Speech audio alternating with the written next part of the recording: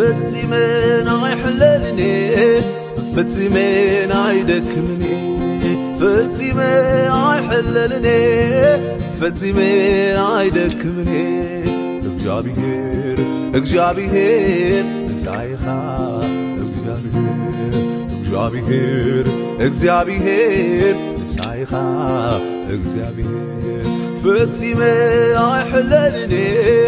ፈጺመ አይደክምኒ ፈጺመ አይሕለልኒ ፈጺመ አይደክምኒ እግዚአብሔር ንሳይኻ እግዚአብሔር ንሳይኻ እግዚአብሔር አኽራናት ተሃበቡ ኮረቢትነ ነይተበሉ አይልውጥዎን ዓቕመይ አየንደላህፅን እግረይ ንስኻ ሕያው እምኒ ኣብ ቃልካ ተርግፀኒ መንገደይ ብርሃን ኢኻ ጸልማት ከይእንቅፈኒ መንገደይ ብርሃን ኢኻ ጸልማት ከይእንቅፈኒ እሞ ከመኸመንዩ ኣቦ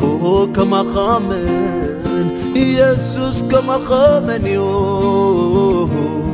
ዝኾነለይ ኢየሱስ ከመኸመንዩ ኣቦ